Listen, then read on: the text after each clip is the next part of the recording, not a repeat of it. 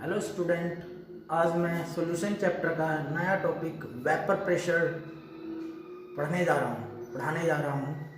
देखो, एक हम क्लोज कंटेनर लेते हैं और उसमें कोई लिक्विड सॉल्यूशन भर देते हैं।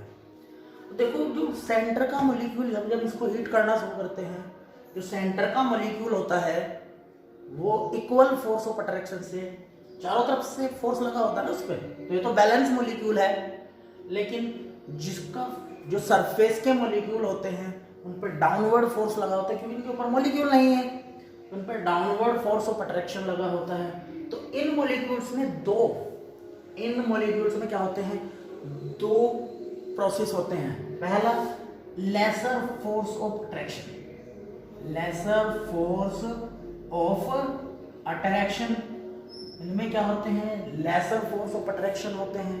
और दूसरा होता है मोर काइनेटिक एनर्जी।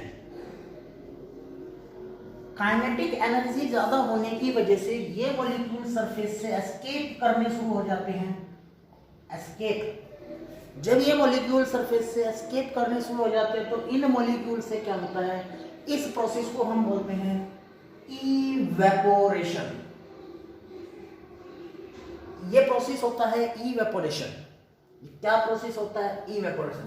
लेकिन कंटेनर तो क्या है, क्लोज है। कंटेनर अगर क्लोज है तो ये मॉलिक्यूल्स इसकी सरफेस से टकरा के वापस आने लगेंगे। इस प्रोसेस को जब ये टकरा के वापस आएंगे तो इस प्रोसेस को हम बोलते हैं कंडेंसेशन।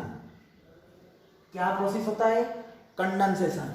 जब इवेपोरेशन और कंडेंसेशन दोनों क्या होते हैं, इक्वल हो जाते हैं, उसी को प्रोसेस को हम बोलते हैं इक्विलिब्रियम। उसी प्रोसेस को हम क्या बोलते हैं, इक्विलिब्रियम। और उस इक्विलिब्रियम पे ये जो वेपर्स हैं ये इस लिक्विड की सरफेस पे एक प्रेशर एक्सर्ट करती है, जिसको हम बोलते हैं वेपर प्रेशर। तो लिख देता हूं मैं वेपर प्रेशर का डेफिनेशन। वेपर प्रेशर क्या होता है, vapour pressure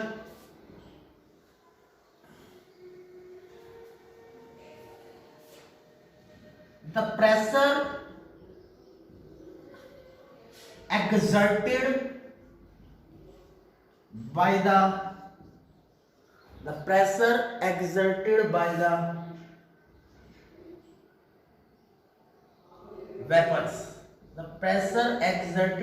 vapors, on the surface of a liquid. The pressure exerted by the vapor on the surface of liquid when vapors and liquids are in equilibrium.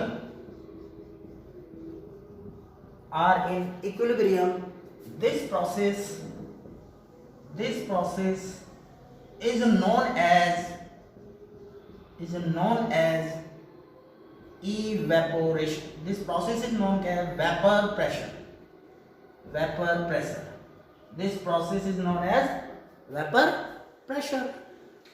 तो एक बार मैं define कर रहा हूं vapour pressure की। The pressure exerted by the vapour on the surface of a liquid when vapor and liquid are in equilibrium. This process is known as vapor pressure. तो ये क्या होता है, ये लिक्विड और ये इवेपोरेशन और कंडेंसेशन कहाँ जाते हैं, इक्विलिब्रियम में आ जाते हैं। जब ये इक्वल होते हैं तो इस प्रोसेस को हम इक्विलिब्रियम बोलते हैं। तो ये वेपर प्रेशर की डेफिनेशन थी। अब हम पढ़ते हैं कि ये वेपर प्रेशर जो होता है वो किन किन फैक्टर्स पर डिपेंड होता है। ये लिक्विड की शेप से अफेक्ट नहीं होता, लिक्विड की कंटेनर की शेप से भी अफेक्ट नहीं होता। तो factors on which vapour pressure depend. Factors on which vapour pressure depend. पहला फैक्टर है शेप ऑफ कंटेनर। कंटेनर की शेप से इस पे कोई इफेक्ट नहीं पड़ता, डज नॉट अफेक्ट।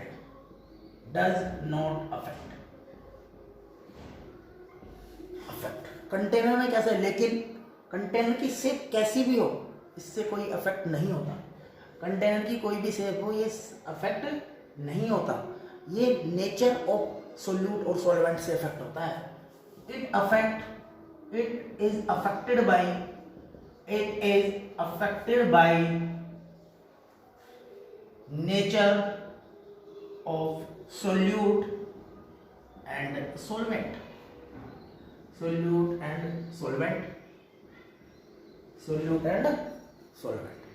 प्रॉब्लम कहाँ होती है? प्रॉब्लम होती है कि ये दो चीज़ों पर, एक पे डिपेंड नहीं करता, एक पर डिपेंड करता है, vapour pressure.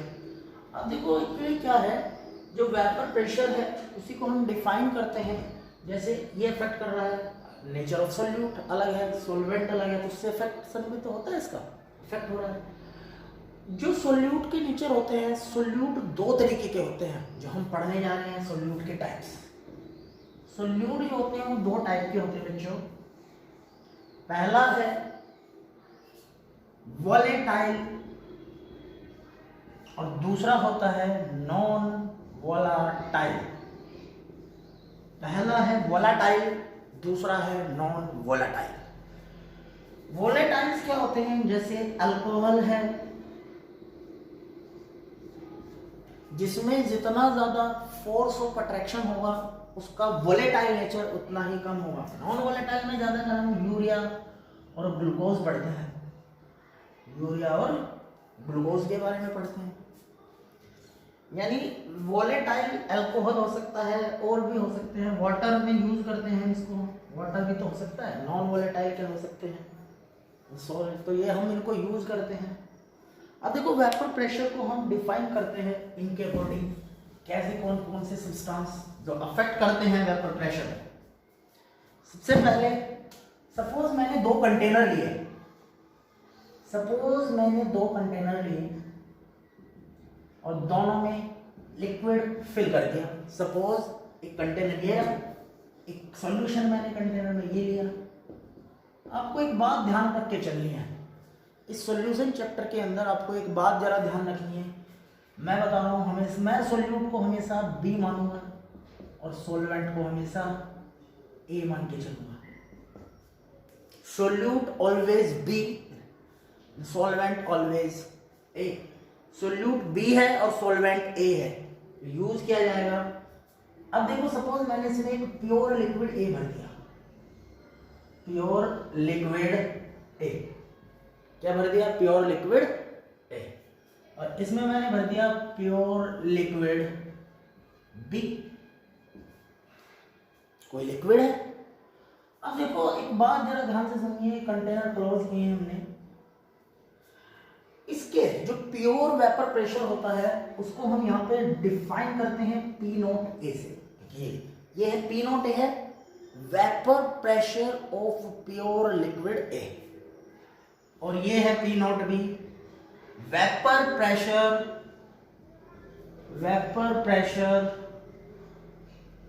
Of pure liquid B, और ये है वेपर प्रेशर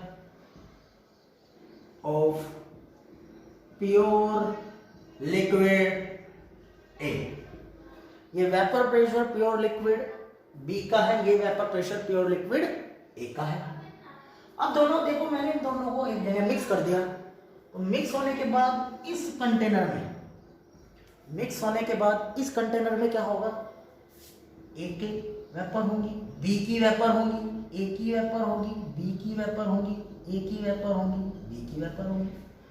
सीधी सी बात है, मैंने ए और बी को मिक्स कर दिया, तो जब दोनों को मिक्स किया तो यहाँ पे ए की भी कुछ वेपर्स होंगी, कुछ बी की वेपर्स होंगी, कुछ ए की वेपर्स होंगी, कुछ बी की वेपर्स होंगी।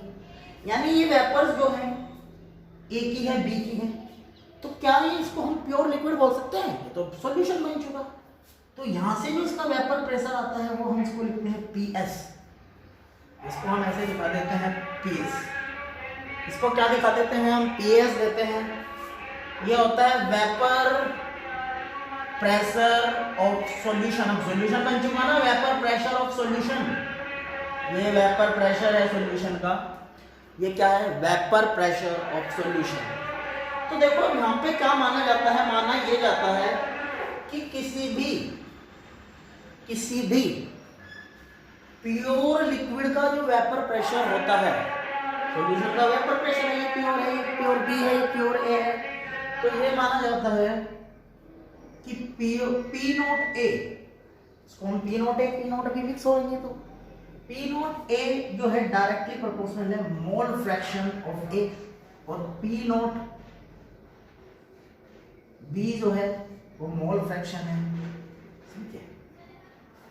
यानी इनके जो वेपर प्रेशर है वो इनके मोल फ्रैक्शन पे डिपेंड करके, इनके जो वेपर प्रेशर है वो किस पे डिपेंड करके, इनके मोल फ्रैक्शन के ऊपर डिपेंड करके।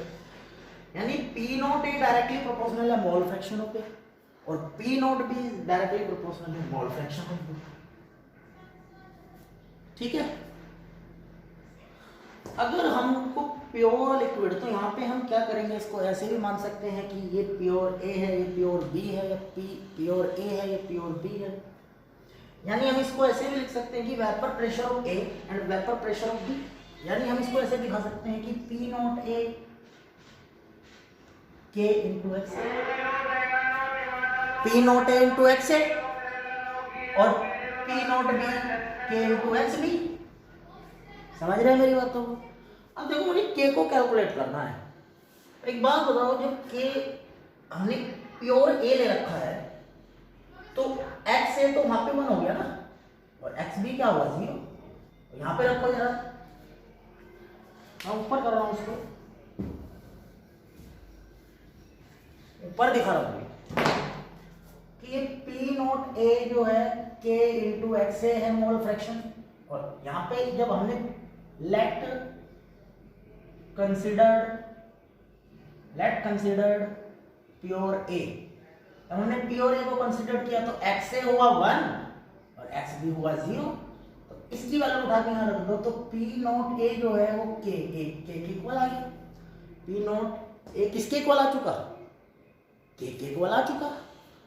तो देखो ये प्योर है, अब प्योर में जो प्योर होता है उसमें पी नॉट ए के इक्वल हो जाएगा पी ए, तो ये इसको लिख सकते हैं पी नॉट ए इंटू के की वैल्यू आई यार, रख दे के की वैल्यू यहाँ पे, तो P naught P A equal to P not A into X A, ऐसे बी के टर्म्स में हो जाएगा P not B x B, ठीक है। अब देखो ये जो टर्म्स मैंने यहाँ पे लिखी है, ये वाली टर्म्स जो मैंने यहाँ पे लिखी है, इसी को एक्चुअली हम राउल्ट्स लॉ का नाम देते हैं। ये क्या होता है, राउल्ट्स लॉ। तो मैं राउल्ट्स लॉ को एक बार डिफाइन कर देता हूँ। राउल्ट्स लॉ, राउल्ट्स लॉ ये कौन सा राउल्ट्स लॉ है, vapour pressure of solution containing 2 volatile liquid, इसके ऊपर एप्लीकेबल है, 2 volatile liquid, vapor pressure of solution containing 2 volatile liquid।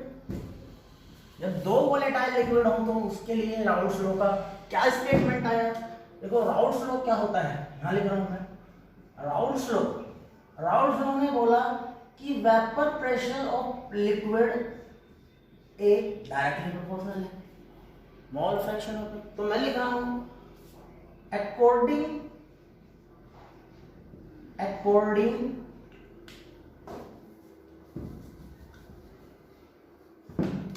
according to Raoult's law, vapor pressure of a liquid is directly proportional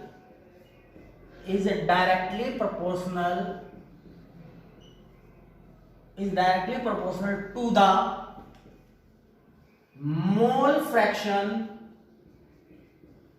of component A and B। Vapour pressure, जो vapour pressure होता है liquid का वो directly proportional होता है mole fraction of component A and B. अभी हमने एक फॉर्मूले डिफाइन किए थे, P not A is equal to P not A x A, P B is equal to P not B x B. अब आपने पढ़ रखा है डाल्टन्स लॉ। देखो डाल्टन्स लॉ में क्या है, Dalton's law of partial pressure आपने सुना है ना, Dalton's law of partial pressure. ये क्या है, पी टोटल जो होता है वो होता है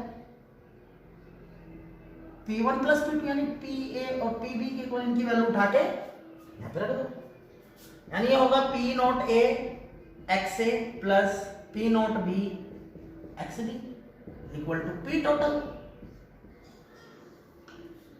यानी ये जो P टोटल है, टोटल प्रेशर ये होता है P not A XA plus P not B XB, यानी ये P not A XA plus P not B XB की टर्म्स में होता है। इसी को हम राउल्ट्स लॉ का नाम देते हैं। इसी को हम किसका नाम देते हैं, राउल्ट्स लॉ। राउल्ट्स लॉ के बाद अगर हम डिफाइन करें तो ये देखो राउल्ट्स लॉ यही है, वेपर प्रेशर जो होता है, vapour pressure of a liquid is directly proportional mole fraction of component A and B. अब समझे जरा राउल्ट्स लॉ की बात है। आगे यहां से हमने एक vapour pressure, total vapour pressure का एक फॉर्मूला डिफाइन किया है, P T, P not A x A plus P not B x B.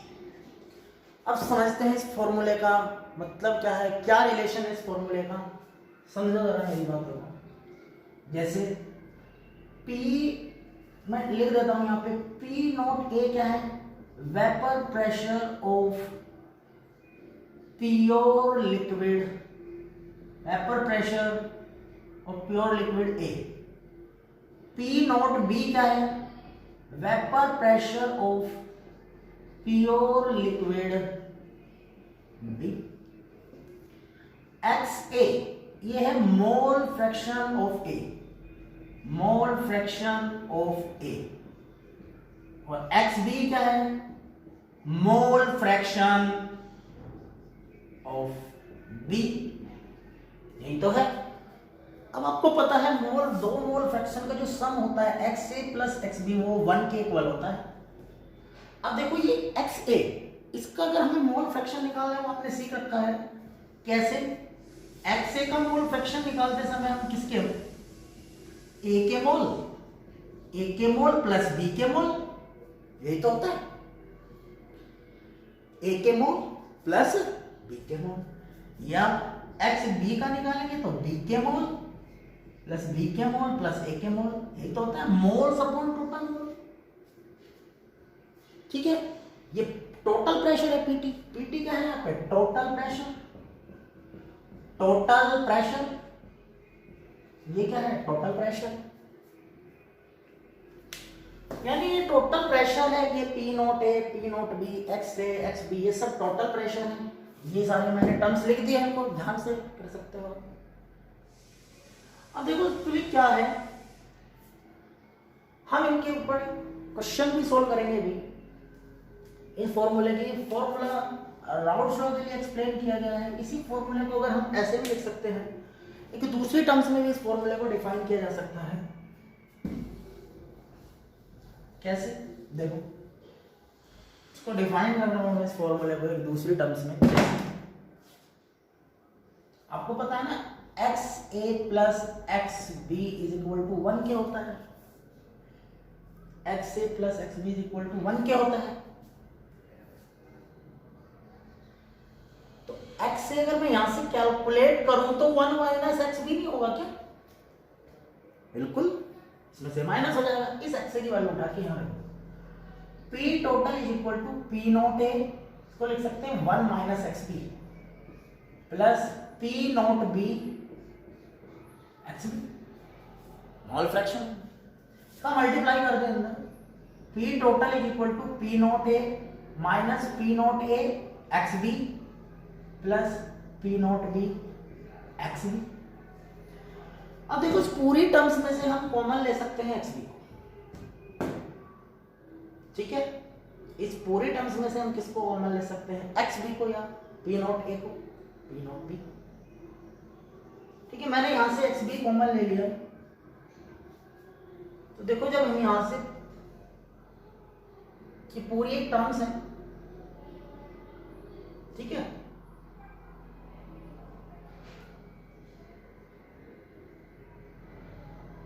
तो कैसे डिफाइन करेंगे? देखो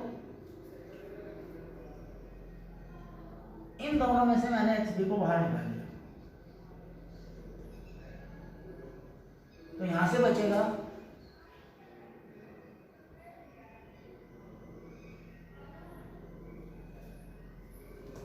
समझते हैं अभी?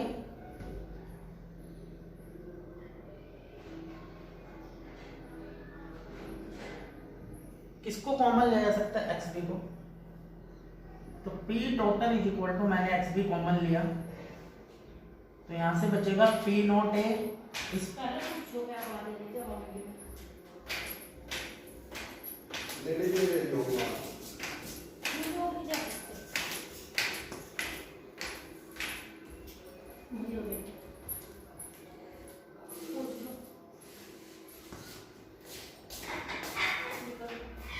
पी नॉट ए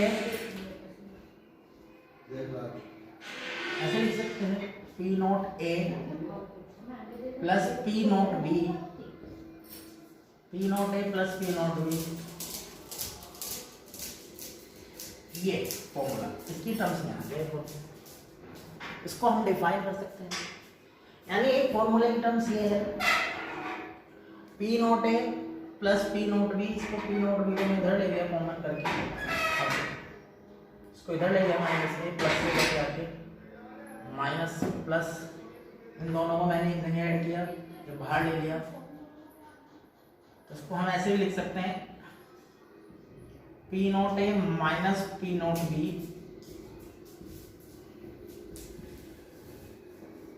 इस फॉर्मूले को आप यहीं पे छोड़ सकते हैं, यूज कर लेंगे आगे कॉमन के अकॉर्डिंग, ठीक है। इस फॉर्मूले को आप यहीं पे छोड़ दें, न्यूमेरिकल कॉन्सेप्ट यहाँ से भी आ सकते हैं, इस पर आराम से आ जाते हैं न्यूमेरिकल कॉन्सेप्ट, ठीक है।